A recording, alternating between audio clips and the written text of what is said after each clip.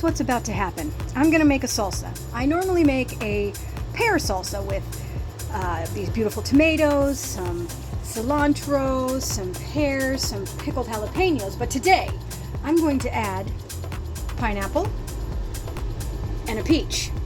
So here's what's gonna happen. We're gonna make some salsa, y'all. Please stand by.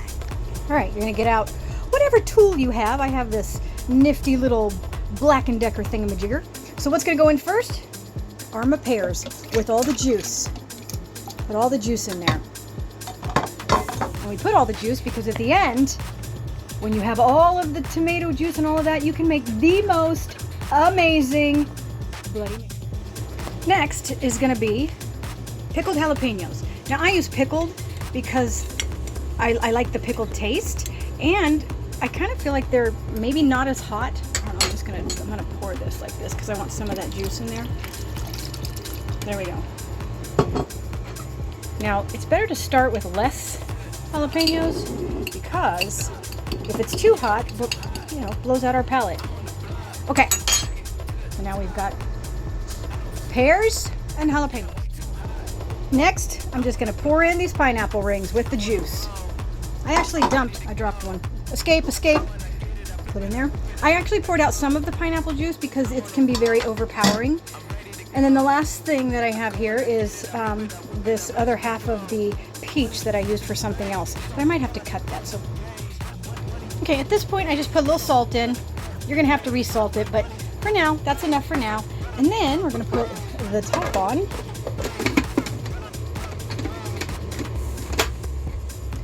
This is fun doing this with one hand, and we're just gonna pulse it. I don't know how this is gonna turn out, but I don't see how you could have these ingredients and it not turn out just absolutely delicious. But if it's not, well, then we won't make this one again. But it's gonna be. And you don't want it to be juice, you just kind of want it to have a little chunks, because it is salsa after all. But I want everything kind of mixed. Yeah, that's good for now. Okay, so can you see that? Okay. So I took a little bit of the mixture out because I only have so much room in here and I need to start putting in the tomatoes. So I cut each Roma tomato. I don't take off that stem because it's just gonna get going in there and that's just a lot of time wasted. So I cut each Roma tomato into fourths and then I put this on low. And then I just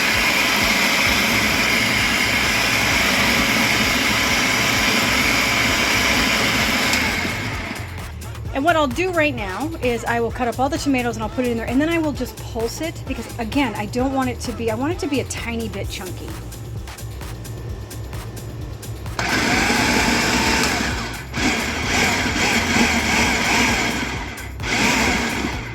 Okay, and as it gets higher, like here's the line, it'll start dripping out if it gets too high. So then you have to take the top off and put it in here and then that's what we'll do. So I just took a little bit out. Put it in there, you can see where it's red, but you still want to have liquid in here because if you don't, then it doesn't help with the blending. So keep a little bit in there.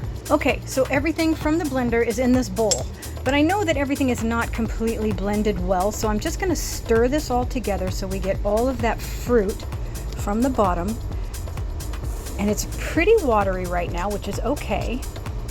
And I'm going to put it back in this blender. And we're going to blend everything one more time.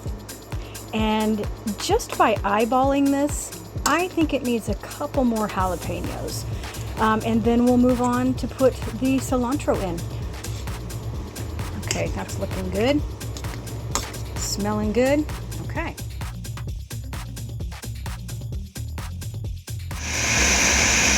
Look at that! Now we're going to take this and put it in here and we're going to mix it together and then we're going to salt it. Stand by for video magic. It looks like the Incredible Hulk got murdered. Okay, so then you just stir it all together, get all of that in there so that it is all, it actually smells divine.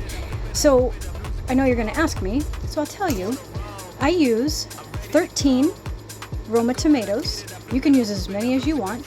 And I usually use 2 cans of pears. I have tried fresh pears and it's just not as good. I don't know why. It just is not as flavorful. I think the sugar in the fresh pears with the juice is good. So, and you know, we've never made this one before with a peach, and I have made a pineapple salsa before, but I've never mixed them. So we'll see how this goes. But this is how it's supposed to look, and it's really pretty, and it smells good. And you can make this vegan, where you do use, you know, vegan fruit and vegan vegetables. You can do that. So that's one good thing about this. It's very summery. Okay. Now I'm going to salt it and taste it until it's perfect. Okay, I have a chip. We're going to taste our salsa. Look at that. Here we go.